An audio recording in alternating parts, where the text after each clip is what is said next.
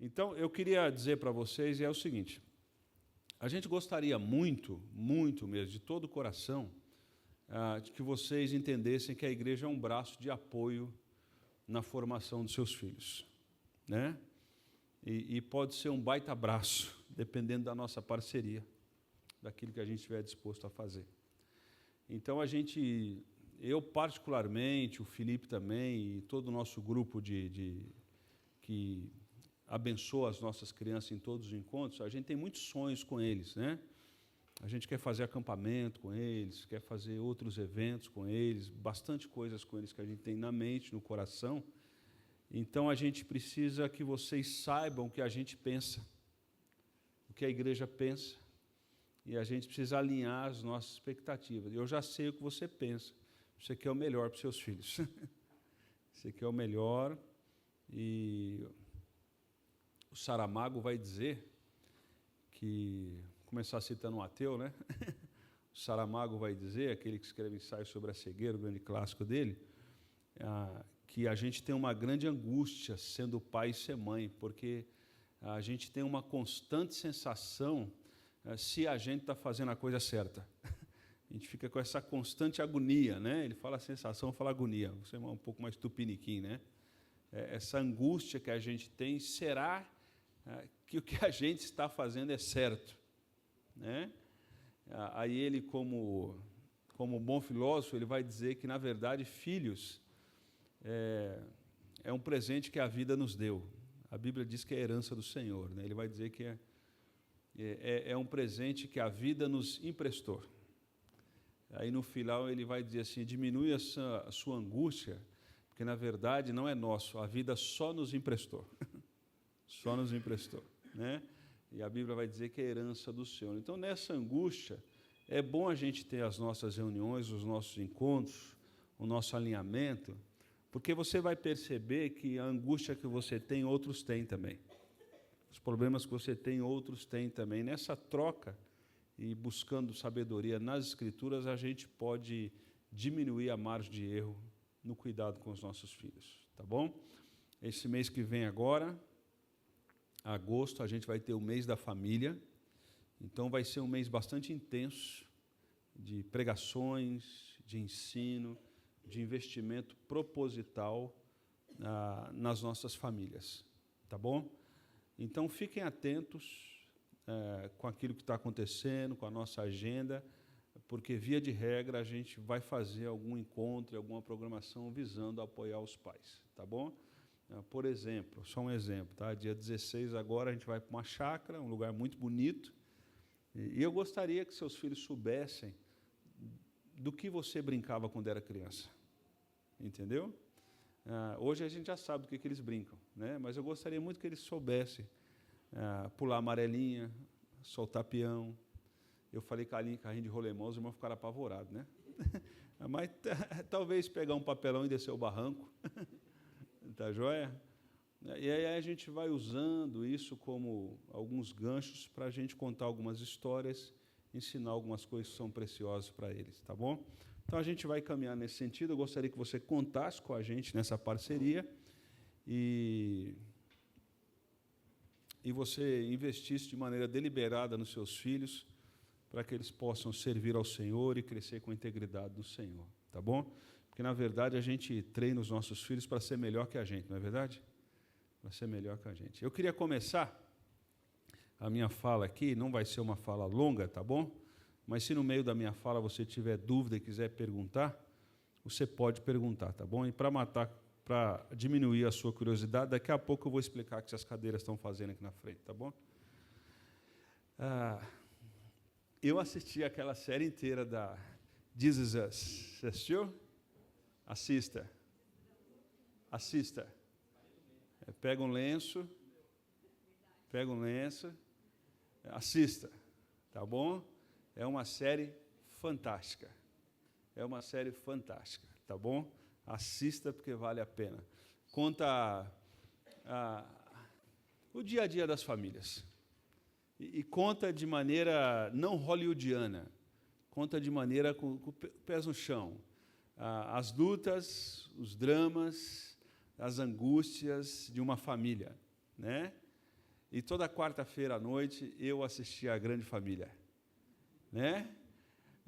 O Lineu, a Dona Nenê, o Agostinho Carrara, que era uma espécie de protótipo do brasileiro, né?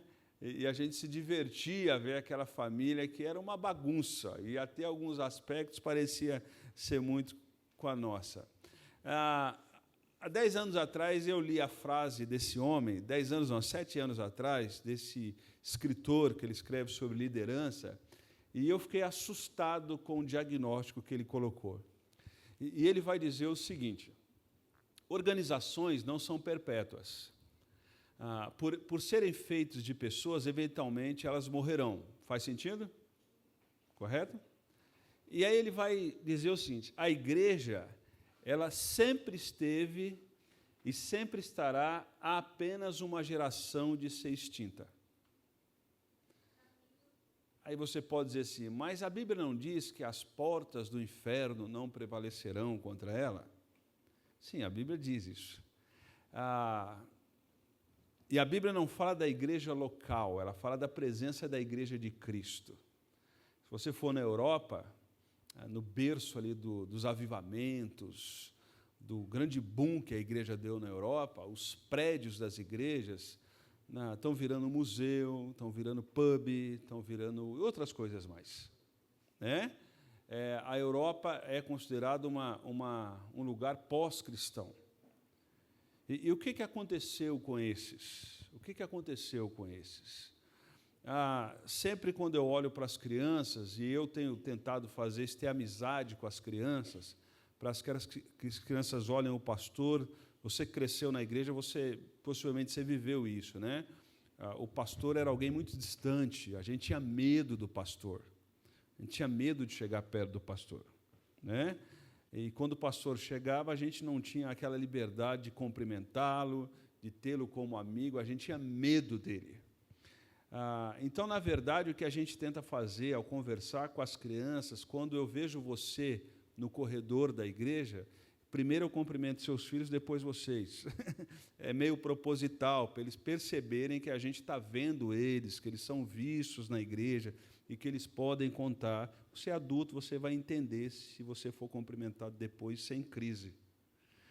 Mas a gente tenta ter uma relação de abertura, para que as crianças confiem e vejam a gente não como alguém que vai discipliná-lo, mas como alguém que quer cuidar deles, pastorear e zelar pela vida deles. Por que eu digo isso?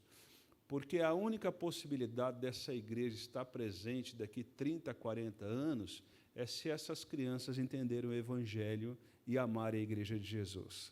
Caso contrário, a gente vai estar sempre a uma geração de ser extinto. Então, é esse exercício que me enche de esperança e me enche de temor, esse exercício de fazer com que a próxima geração entenda isso, porque é eles que vão tocar a igreja. Quando eu falo que alguns meninos aqui, você vai ser líder, você vai ser não sei o quê, eu não estou brincando, eles vão ser mesmo, dá para entender? É eles que vão tocar isso aqui daqui a pouco, tá bom?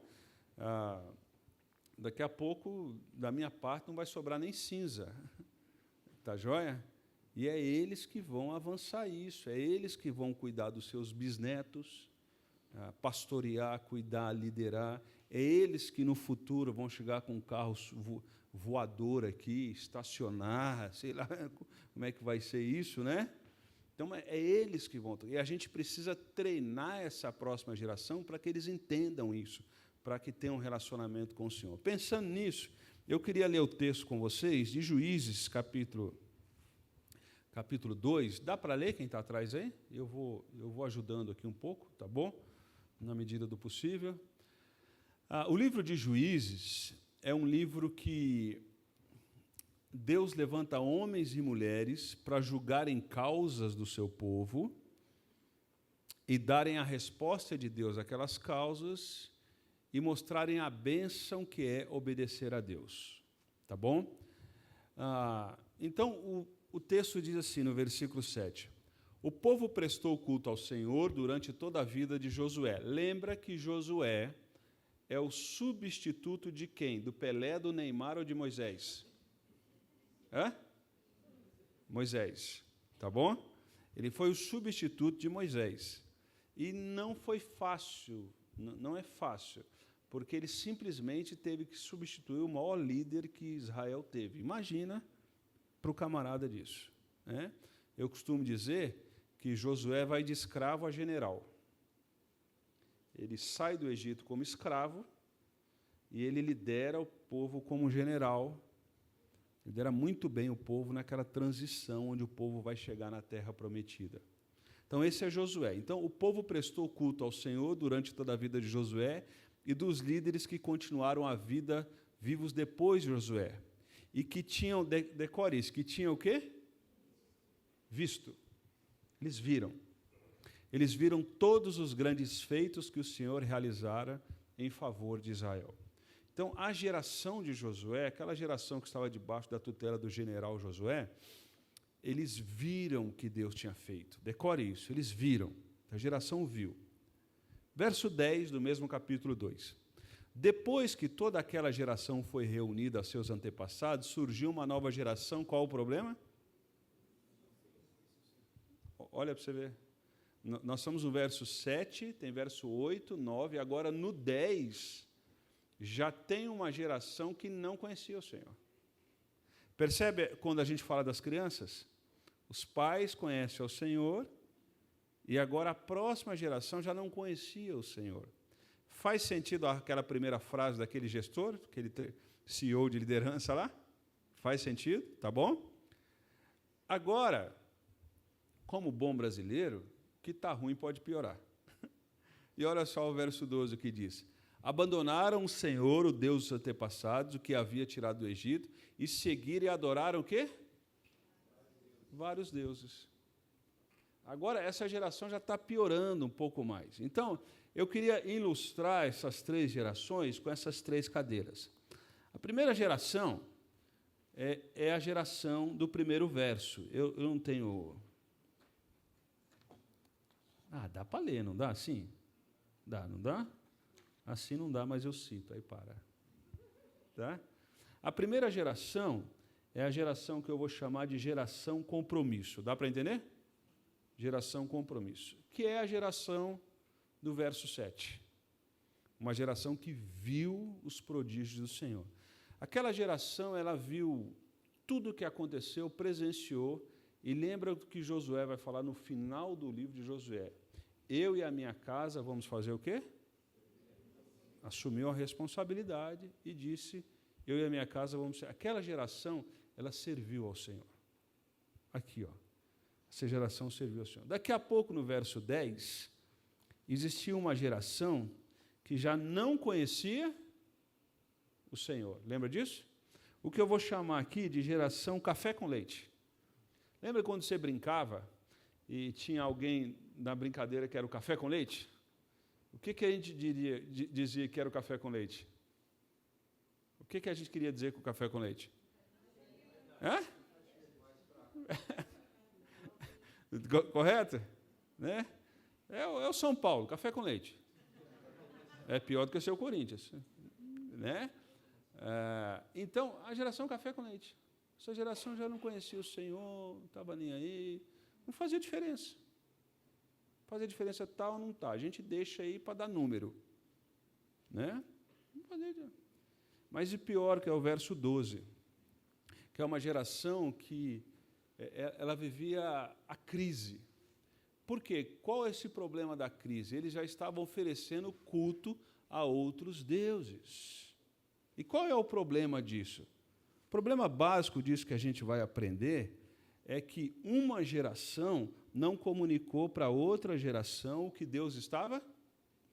Lembrando que esse pessoal viveu numa época que não tinha escola dominical, que não tinha culto, que não tinha 3 palavrinhas no YouTube, que não tinha Diante do Trono, não tinha alguns recursos que a gente tem hoje, tá bom?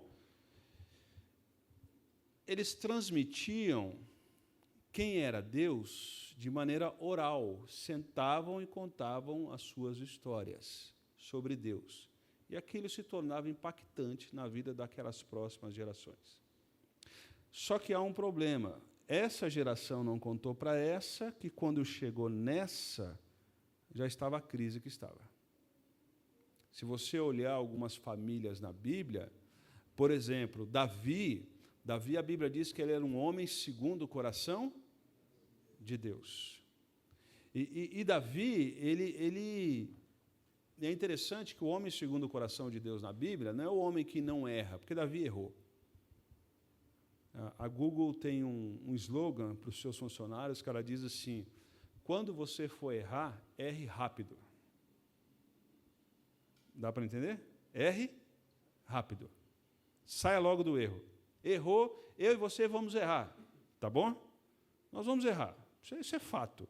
Não se iluda achando que a gente nunca vai errar, que a gente vai errar. Mas quando errar, não insista no erro. É isso que eles estão dizendo. Erre rápido. Saia do erro rápido. Davi saiu do erro rápido. E Davi teve um filho, Salomão. E a Bíblia tinha dito que os líderes de Israel, eles não poderiam ter cavalos, riqueza, né? Mulheres, e por aí vai afora. Salomão fez exatamente o contrário do que a Bíblia diz. E você sabe o preço que Salomão pagou nisso. Você sabe. E pior que Salomão teve um filho mais maluco ainda, chamado Roboão. Roboão dividiu os reinos de Israel. Dividiu, e a Bíblia diz que Roboão fez o que era mal perante os olhos do Senhor. Perceba que Davi é um homem segundo o coração de Deus, o filho dele, Salomão, se torna um café com leite, e Roboão, o seu neto, cria crise em todo o país. Então, uma geração não comunicou à outra geração os feitos do Senhor. Dá para entender, gente? Dá para entender esse início? Então, eu gostaria muito que todos nós sentássemos nessa cadeira aqui, todos os pais. Qual é a geração? A geração compromisso. E o maior compromisso que a gente poderia ter no nosso coração é que nós vamos comunicar o Evangelho para os nossos filhos. Dá para entender? E aí a gente poderia fazer assim: pastor, nós vamos fazer com que essa igreja seja uma igreja que essas crianças tenham prazer de estar aqui, juntos. Eles vão crescer juntos. Nós vamos casar uns com os outros. Nós vamos firmar umas alianças. A gente conhece, cresceu junto, já sabe quem é, pode casar, não tem problema. Nós vamos investir nesses meninos e nessas meninas para estudarem, serem excelentes profissionais, irem para as melhores universidades. Isso tudo é importante, mas isso tudo faz sentido se nós amarmos Deus sobre todas as coisas. Tá bom? Então, isso a gente precisa ter muito claro com a gente, e isso nenhum anjo vai descer e fazer por nós. Se a gente não se unir esforços, isso não vai acontecer. E para isso acontecer, você sabe, filho educado, bem comportado e que está indo bem na vida, você pode olhar para um pai e para uma mãe que eles estão dedicando suor, lágrima, dedicação, recurso financeiro naquilo ali. Filho educado, bonzinho, comportado e etc. Tal, não se acha na prateleira do supermercado. Isso é uma construção que não é fácil. Não é fácil. É dureza, tá bom? Por isso que mãe é uma só, por isso que pai é um só. Porque não é fácil. Então, a gente precisa unir esforços, isso aí. Eu vou explicar um pouquinho para vocês isso aí. Então, qual a receita que a Bíblia diz para que a gente não saia da geração do compromisso e a geração dos nossos filhos possam ser geração compromisso? A semana passada tinha um pastor aqui muito conhecido assistindo o culto. Aí acabou o culto, ele chegou para mim: é seu filho que estava pregando? Eu falei: sim, rapaz. Aí ele elogiou tudo. Aí eu... Porque a gente quer que os nossos filhos, de novo, façam as coisas melhores do que? Não é isso que a gente quer? A gente não trabalha para isso? A gente não investe para isso? Tá bom? Então, a gente quer que essa geração sente ali. Agora, eu gostaria muito que a minha neta sentasse, que hoje é dia do avô, tá bom? Depois você me paga um café, alguma coisa, tá? Então, eu quero que a minha neta sente naquela cadeira. Dá para entender isso? Dá para entender? Porque não adianta a minha neta ter sabedoria, articulação, sagacidade, tudo aqui, ó, Salomão, tá vendo? Porque eu vou ter bisnetos que sequer ouviu falar do Senhor. Então, nós estamos lutando para que ela sente o quê? Naquela cadeira, aquela cadeira. Então, como é que a gente pode fazer isso? Um pouquinho do que a gente tem tentado viver em família e sonhado para a igreja. Isso aqui é o que é chamado do que era obrigado um judeu decorar. E você pode não gostar de Israel, mas tem que respeitar os caras. O que eles botam a mão dá certo. O que eles botam a mão parece que prospera. Eu sou um dos defensores de Israel, amo Israel, amo a história de Israel, entendo que Israel é o muro do Ocidente e esse muro precisa ficar em pé. Entendo alguns ataques desonestos. Essa semana, o presidente da República do Brasil, eu não falo o meu presidente, o presidente da República do Brasil, da República Federativa do Brasil, ele tirou o Brasil de um grupo que defendia a história, os ideais do Museu do Holocausto. E se alinha com o PCC da atualidade. Então, você pode não gostar de Israel, mas você tem que respeitar, porque parece que esse pessoal faz chover no deserto. Parece que Deus está com a mão no meio desse povo aí. Parece. Eu tenho essa impressão, tenho essa certeza. E aí os pais de Israel, eles precisavam decorar isso aqui, os filhos precisavam decorar isso aqui. E qual era o texto? Era o famoso Shema, que diz: ame o Senhor, o seu Deus, de todo o seu coração, de toda a sua alma e de todo o seu entendimento. Se você conseguir ler comigo, só para espantar o sono, vamos lá? Ame o Senhor, o seu Deus, de todo o seu coração, de toda a sua alma e de todas as suas forças. Que todas essas palavras que hoje lhe ordeno sejam em seu coração. Ensine-as com persistência aos seus filhos. Converse sobre elas quando estiver sentado em casa, quando estiver andando pelo caminho, quando se deitar e quando se levantar. Então, numa cultura agrícola, numa cultura onde os filhos eram alfabetizados em casa, numa cultura onde todo mundo trabalhava na roça do lado de casa, numa cultura onde todo mundo estava dentro de casa, numa cultura onde as mulheres ficavam grávidas um ano sim, um ano não. Há um texto para os pais, não é para os filhos. E a primeira verdade aqui que ele vai ensinar aos pais, que para a gente ficar na cadeira do compromisso, para que os nossos filhos não se tornem café com leite e os nossos netos vivam em crise distante do Senhor, eu e você, como pai, nós precisamos, em primeiro lugar, amar a Deus. É simples. É simples. Primeira coisa que esse texto vai dizer, que é o primeiro ponto. Vamos lá. Ele vai dizer, amar a Deus. E essa verdade é embasada no versículo 5. Se você puder, só o próximo aí, por favor. Ame o Senhor, o seu Deus, de todo o seu coração. Tá? E é interessante que ele vai dizer assim, ele está falando para os pais, não está falando para os filhos. Se há algo que comunica o Evangelho para os nossos filhos, é o nosso compromisso com Deus. Dá para entender isso? Pais que amam a Deus, filhos vão amar o seu Deus também. Então, nós precisamos amar a Deus. Você tem maturidade para ver algumas coisas, engolir seco e proteger os seus filhos. Tá bom? Desde quando criança, lá em casa, eu e a Jussara combinamos algumas coisas. Nós tínhamos alguns combinados quando os meninos eram pequenos. Por exemplo, a gente combinou que a gente nunca ia brigar na frente dos meninos. Credo, pastor, você briga? Claro, eu sou pecador igual você. Você também briga. Não adianta, faz essa cara de paisagem. Eu e você somos farinha do mesmo? A gente, de vez em quando, perde a estribeira, fica bravo, fica emburrado. Eu e você temos a mesma origem. Então, nós combinamos, não vamos brigar na frente dos meninos. Engole seco, vai para o quarto, agenda o horário de brigar, está na hora, vamos brigar agora. Segunda coisa, nós não vamos falar, não, segunda-feira do exemplo, nós não vamos falar nada de ruim da igreja perto dos nossos, porque nós queremos que eles cresçam como amando a igreja de Jesus. Dá para entender?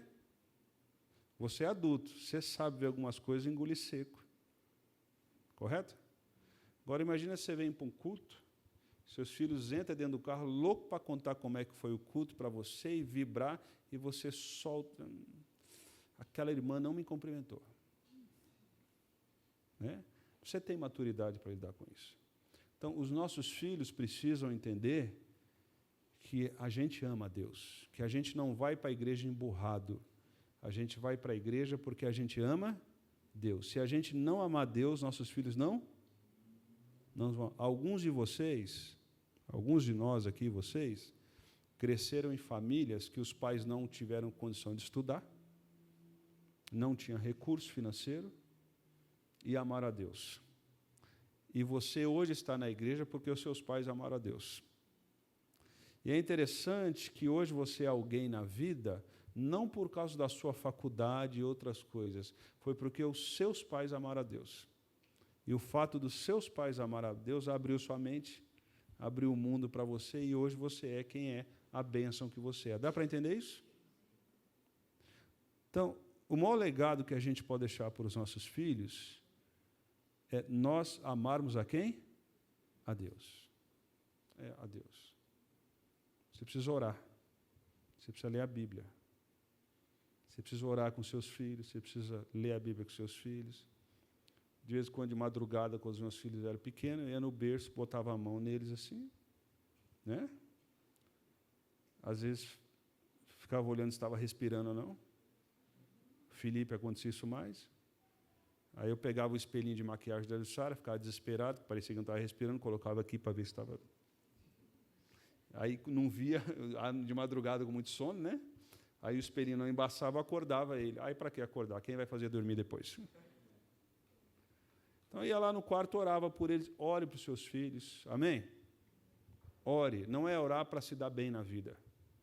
E eu vou falar um negócio com muito respeito agora, mas muito respeito que eu vou falar. Mas é para vocês entenderem. Às vezes, quando a gente está preocupado com os nossos filhos para falar inglês, para falar alemão, para falar francês, para falar italiano, para falar espanhol, isso é importante? É importante. Tem o seu devido lugar. Tem o seu devido lugar. Mas a gente podia insistir um pouquinho que os nossos filhos falassem a língua que Jesus fala. Dá para entender? A língua que Jesus fala. Eles precisam aprender inglês, amém? Amém? Eles não podem ser igual a vocês, eles têm que sair do to be. Eles têm que falar inglês, têm que falar francês, têm que falar, está tudo certo. Tá? Mas tem muito filho, desculpa o que eu vou dizer, não é para ofender, mas só para você decorar. Tem muito filho de crente aí que vai para o inferno falando inglês. Chocou, né? O propósito é esse. Então, cuidado. Cuidado, porque a gente foca num negócio só e a gente não entende o desdobramento de outras coisas. Tá bom? Amém? Não é para ofender, é só para a gente gravar isso aí. Tá bom? E não é para tirar do inglês também. Deixa lá. Tá bom? Então, ame a Deus, ame a Deus, ame a Deus. Tá bom? Segundo, eu e você, como pais, precisamos fazer o quê? Praticar a palavra. Não há nada que constranja mais um filho, e eu sou fruto disso, viu, irmãos? Como pais que na igreja e em casa são a mesma pessoa. Tá? Lembra do que Paulo herdou da sua avó e da sua mãe? Uma fé não fingida.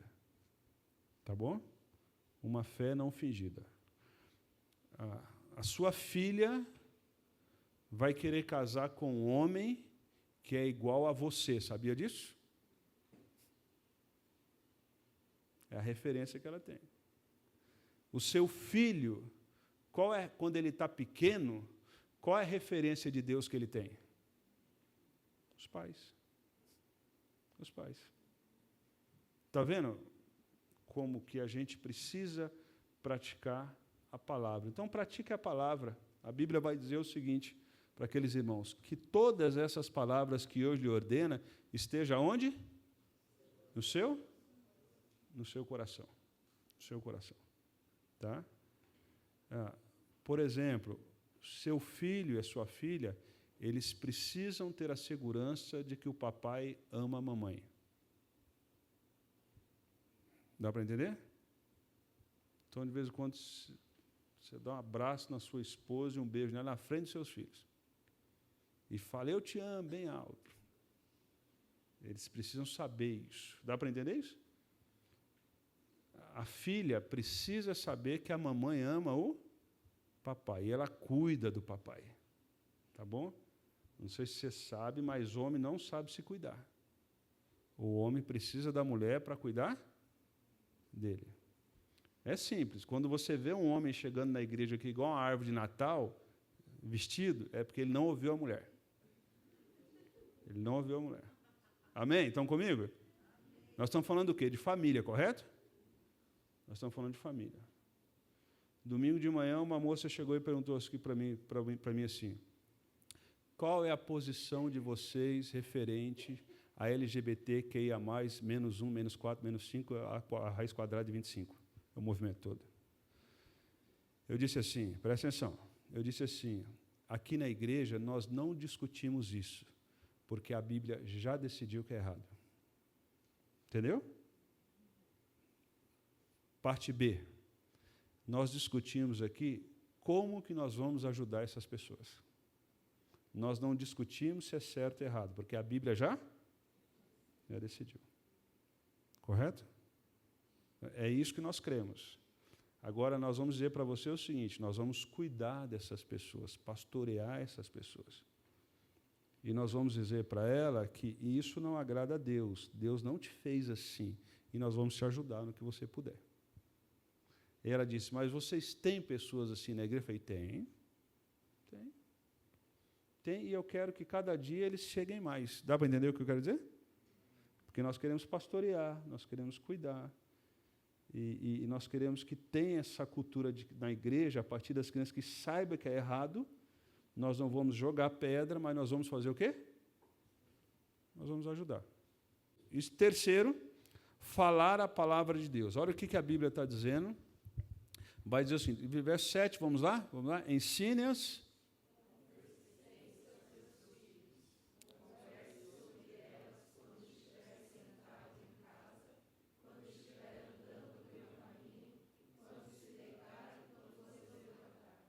Então, olha o que a Bíblia vai dizer. Ensine-as com...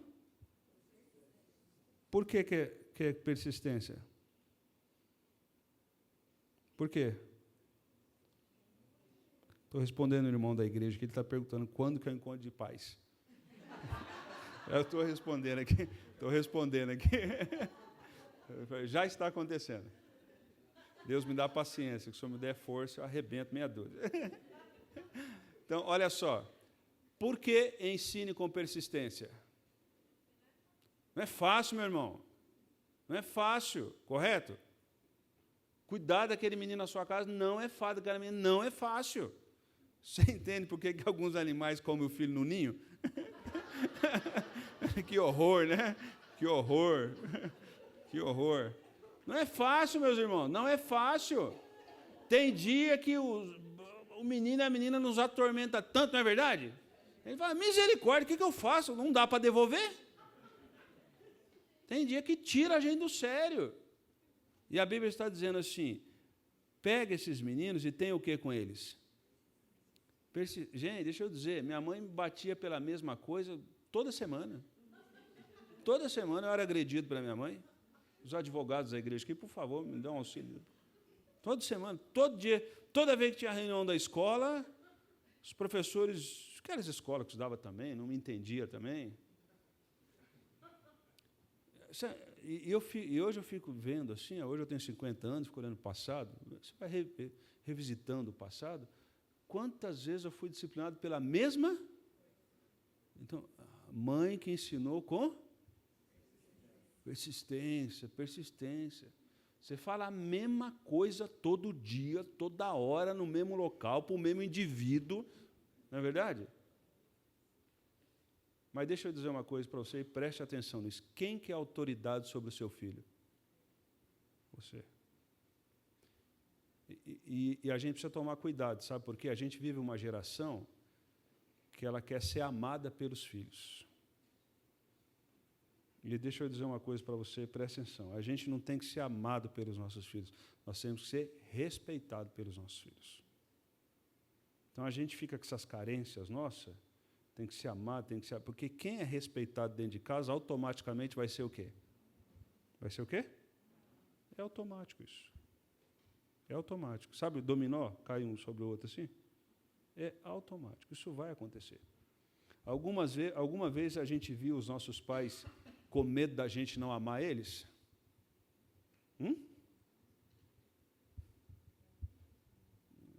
Quando você andou fora da linha, o que aconteceu?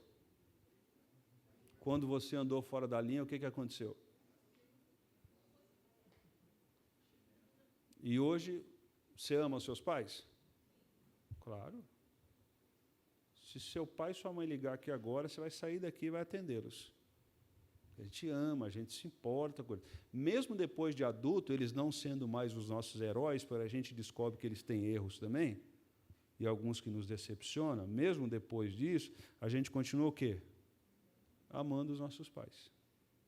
Por quê? Porque desde criança nós aprendemos o que? A respeitá-los. Os nossos filhos precisam nos respeitar. Amor vai ser o quê? Consequência. Vai ser consequência. E você é autoridade sobre a vida do seu filho, tá bom?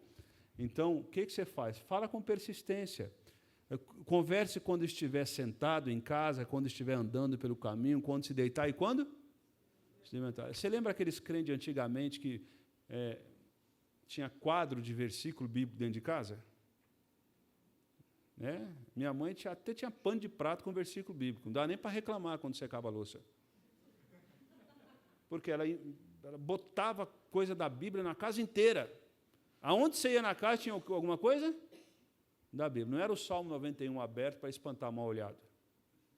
Então, onde você ia na Bíblia, onde você ia na casa, estava infestado de Bíblia, no bom sentido. Ele está dizendo aqui, insista com persistência, vai aproveitando as janelas que os seus filhos abrem e fala do quê? Fala da Bíblia. Vai falando da Bíblia, vai falando da Bíblia, vai falando da Bíblia. Mas não seja chato, tá bom? Hoje você tem muito recurso, você tem muita coisa por aí. Por que eu estou dizendo isso sobre persistência? Porque tem um grupo que tem uma agenda com os nossos filhos.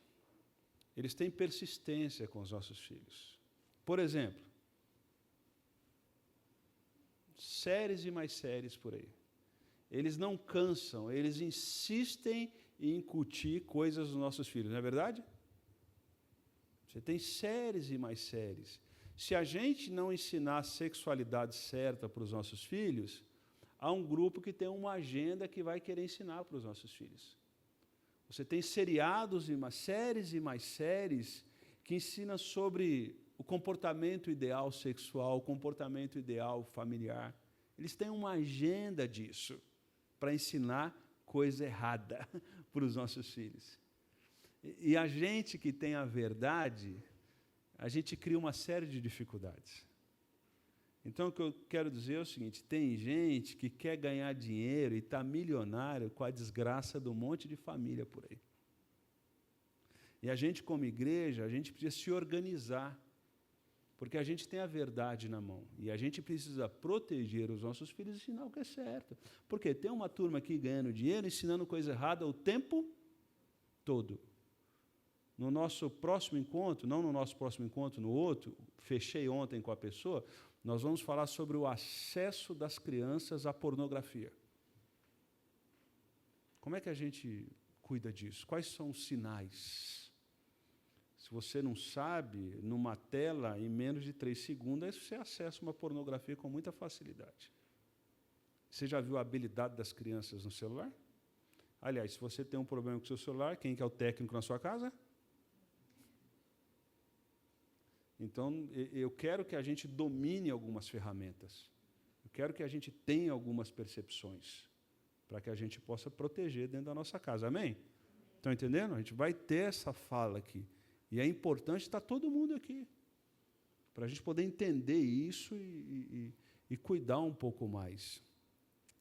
Para você ter ideia da potência dessa agenda desse pessoal, eu peguei aqui um exemplo simples.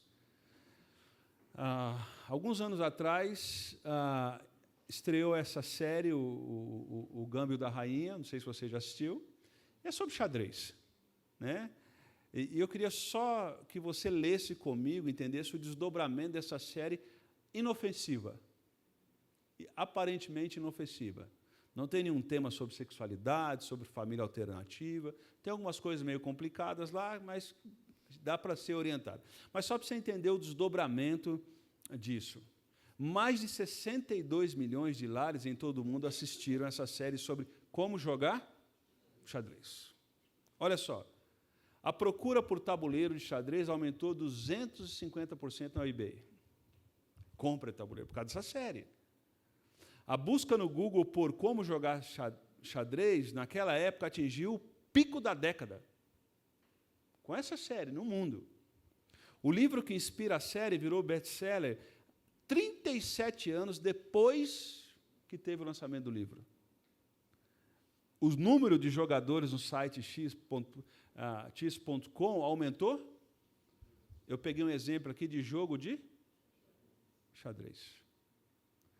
Lembra a tela anterior sobre essa agenda para doutrinar os nossos filhos? Isso é fato.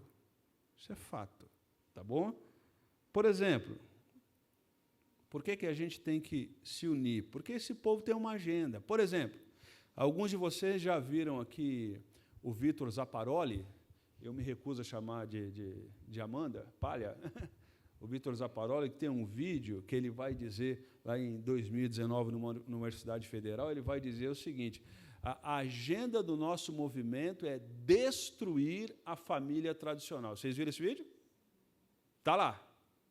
E é aplaudido de pé por essa turma que a gente paga imposto para eles nos coordenarem no MEC. Tá? Então, eles têm uma agenda. Essa agenda foi estabelecida. Mais para frente, a gente conversa sobre essa agenda. Mas qual é a missão desse pessoal que tem dinheiro, tem mídia e não tem compromisso com a verdade? Nós temos o objetivo. E qual é o objetivo? Está lá. Está lá, está escrito lá. Está falado, o vídeo está lá. O vídeo não foi proibido. O vídeo está lá. Então, eles têm uma agenda. Pouco tempo atrás, um coral em Nova York, coral, por sinal, muito bonito, cantam muito bem, eles lançaram um musical e só com homossexuais. E a música que eles cantaram, que foi o hit parade da época, daquele pessoal, e foi acessado, e as pessoas foram assistir nos teatros, o tema da maior música era o seguinte: nós vamos converter os seus filhos. Agora, preste atenção, não é para você ficar assustado, mas é para você... Sabe quando acende aquela luz vermelha no painel do carro? Você faz duas coisas. Você para o carro e leva no mecânico, ou você bota a mão em cima e continua andando para não ver a luz. Você sabe o preço que você vai pagar depois. Tá bom? Então, a luz está lá.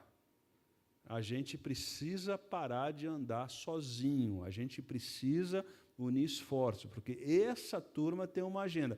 Pastor, você está fazendo terrorismo. Não estou fazendo terrorismo. Eu só estou citando matérias e fatos do que está acontecendo, por que a gente deve amar Deus, praticar a palavra e insistir com os nossos filhos. É só isso, não é guerra contra ninguém, não é nada disso. Por exemplo, o movimento feminista, a Linda Gordon, ela vai dizer o seguinte: a família nuclear, ela deve ser o quê? Isso é agenda, tá bom? Isso é agenda de quem está palestrando nas grandes universidades do mundo, e algumas dessas universidades a gente sonha que os nossos filhos vão lá estudar. Ela vai dizer o seguinte: a família nuclear, ela deve ser destruída. E as pessoas devem encontrar formas melhores de viver em sociedade. Seja qual for o seu sentido, a dissolução das famílias é um processo objetivamente o quê? Revolucionário. Revolucionário.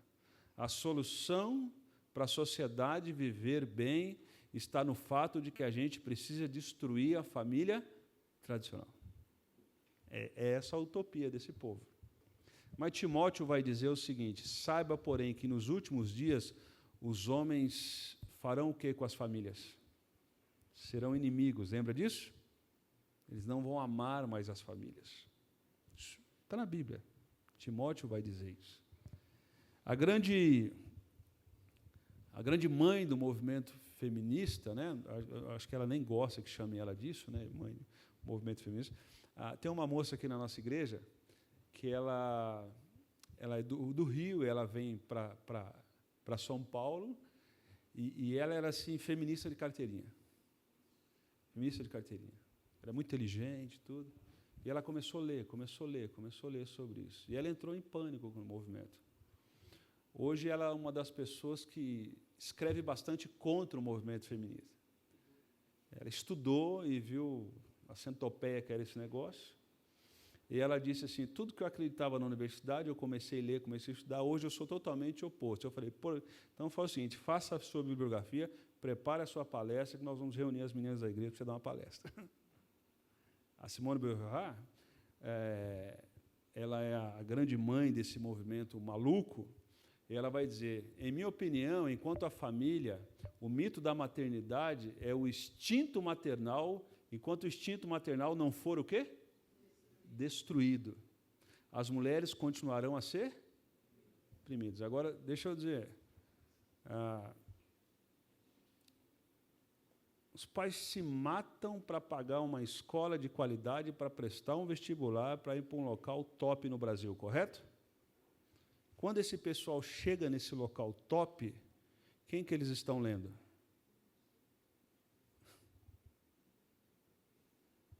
O que eles estão aprendendo? Eu fiz algumas matérias da UNB de Brasília. Eu precisei fazer para o mestrado, aquela coisa toda.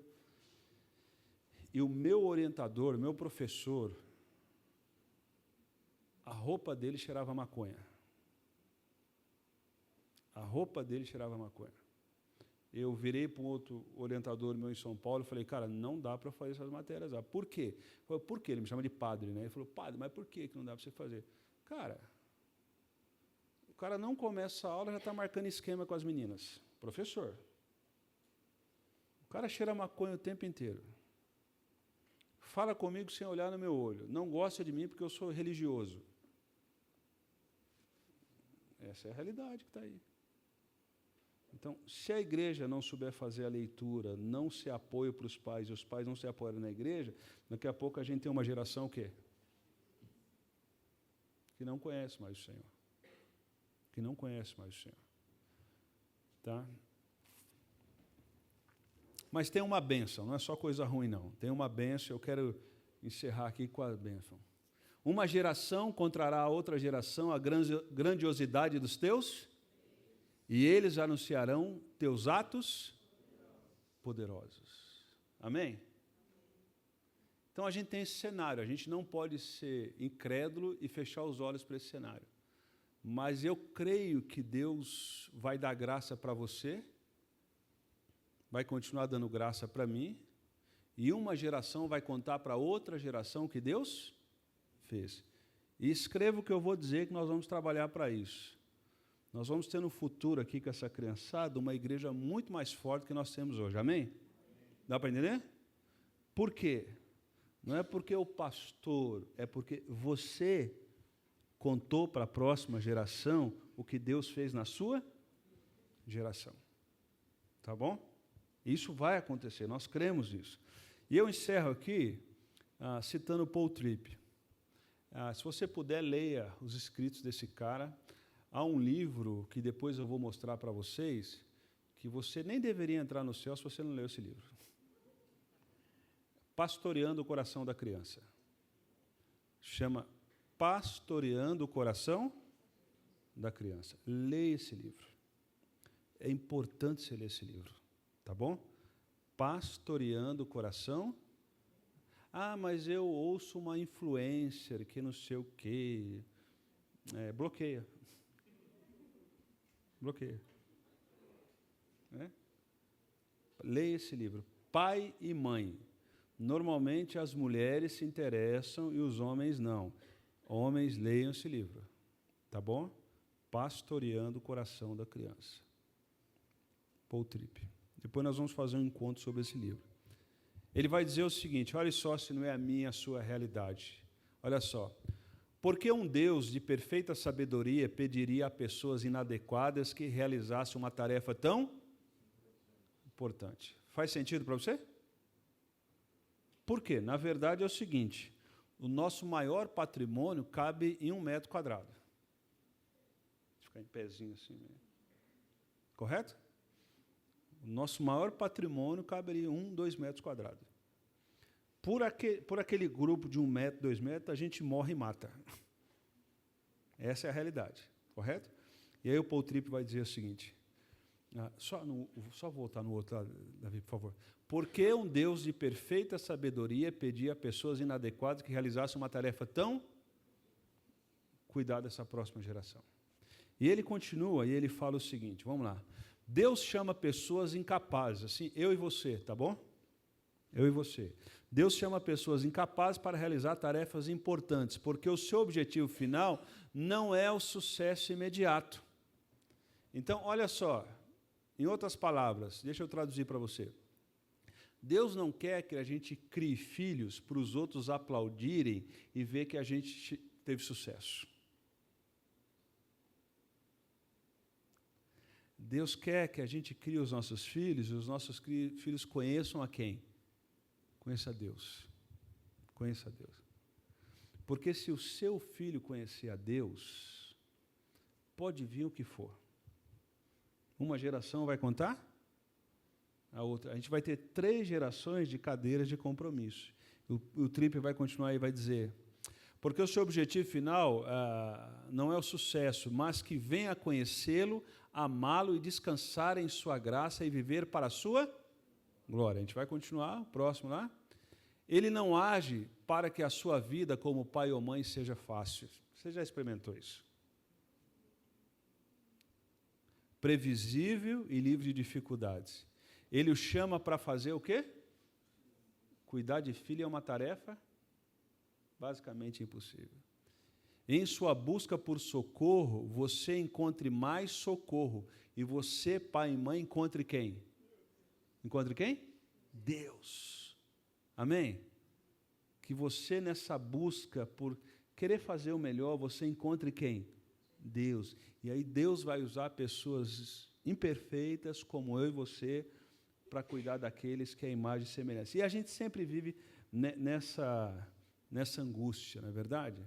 Porque a gente cria filho, o filho cresce, e a gente fala, deu certo? Não sei. Sabe quando que a gente vai ver se a nossa criação deu certo? Quando os netos vierem. Porque uma geração contou a outra, e se a gente for eficiente, essa geração vai contar para... Dá para entender isso? Faz sentido para vocês? 3 coisas para a gente praticar, e para a gente encerrar esse tempo aqui e praticar. Primeiro, os filhos são um presente dado, abrace, beija, eles vão ficar irritados, você continua beijando, tá bom? Aproveite o máximo que você puder, tá bom? E vai ter uma época que eles não vão querer que você abrace e nem beije. Aí você insiste, continua fazendo isso. O papel dos pais é fazer o que com os filhos? Guiá-los na direção da glória de Deus. Tá bom? Esse é o nosso papel. Criar os filhos para a glória de Deus. Segundo, é o seu compromisso com Deus que forma a identidade e profundidade da fé dos seus filhos. Concordam com isso? Concordam? É o nosso o quê? Compromisso com Deus. É o nosso compromisso com Deus que vai formar a identidade e a profundidade da fé dos nossos filhos. Nós vamos ter uns testemunhos aqui no mês de agosto, do CIMEI, e o CIMEI vai contar quem foi o pai dele e o que Deus fez na vida do pai dele. E eu ouvi no testemunho do CIMEI, eu falei, você precisa contar isso para a igreja. E ele disse assim, eu não posso tirar o pé da igreja, porque o testemunho do meu pai, a vida do meu pai foi tão impactante na minha vida que eu não tenho o direito de virar as costas para o Senhor. Dá para entender isso? testemunho do pai e da mãe foi tão forte,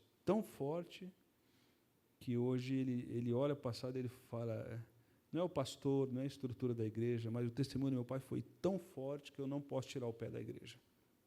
Então, a forma como a gente lida com isso é muito importante na vida dos nossos filhos. 3, você não está sozinho nessa missão com seus filhos, amém? Amém? Você não está? Você não está sozinho.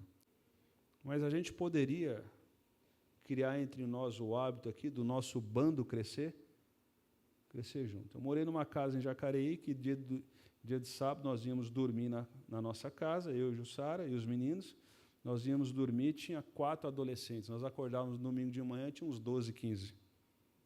Mas era uma parte fora da casa, uma parte embaixo. E a gente fez para isso mesmo, para que eles pudessem crescer em bando. Dá para entender? Alguns deles hoje estão aqui na igreja, nessa igreja, ajudando o louvor. Alguns deles estão lá agora ajudando o Felipe no louvor com as crianças. Porque eles cresceram? Aí eles moram lá em Jacareí. Aí o Felipe fala assim, dá para vocês virem ajudar na igreja? Eles estão aqui. Porque eles cresceram? Cresceram juntos. Amém? Você não está sozinho, Deus está com você. Mas a gente também poderia ter uma aliança entre nós de fazê-los crescer juntos, e eu investir na vida dos seus filhos e você investir na vida dos meus filhos. Dá para entender isso? Então já é? A gente tem uma grávida ali. Correto? Daqui a pouco Davi está aí, né? Daqui a pouco está aí. E, é claro, a gente faz as nossas piadas. Dorme enquanto você pode. Na Bíblia, quem que ensina as mais novas? Na Bíblia, Tito? As mulheres mais experientes. As mulheres mais experientes. Minha irmã, você está precisando de ajuda? Né? Como é que está aí na sua casa? Porque na minha casa, quando ele chegou novinho, eu vim do hospital, eu queria que fosse uma boneca, mas não era. A gente pode auxiliar uns aos outros. Amém? Vamos ficar com isso, vamos guardar no nosso coração. Satanás tem uma agenda para destruir nossa família. Eu acabei de passar alguns relances dessa agenda para você. Mas nós precisamos entender nessa fala final que maior é o que está em nós do que o que está no mundo. E Satanás não vai ter 1 centímetro de acesso à nossa família. Porque a nossa família pertence a quem? A Jesus. E os nossos filhos, para a glória do Senhor, serão melhores do que nós. Serão melhores do que nós. E eles vão avançar mais o reino de Deus do que nós. Então, não vamos sair dessa cadeira, correto? Não vamos sair dessa cadeira. A gente já tem exemplos de pessoas que saíram dessa cadeira. E o que aconteceu com a nação e o que aconteceu com as famílias. E você sabe, um historiador chamado Anton Gregory vai dizer que toda grande potência, ela se rui e ela dá 100 anos antes, ela dá um sinal. E o sinal que ela dá é o esfarelamento das famílias. Que Deus nos abençoe a ter família forte, amém? Porque aí o país vai ganhar, a igreja vai ganhar, todos nós vamos ganhar. Vamos orar? Vamos orar?